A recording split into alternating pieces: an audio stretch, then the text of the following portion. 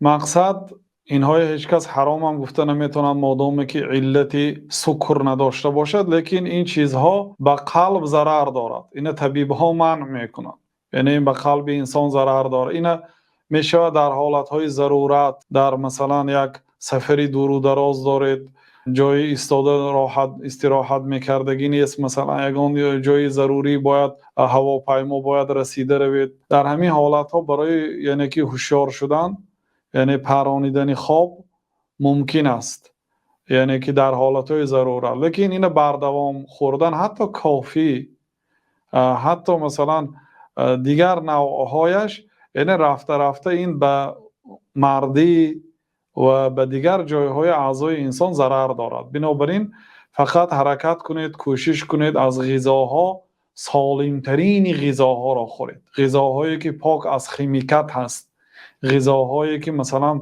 از زمین رویده هست و استفاده خیمیه به آن کم شده است.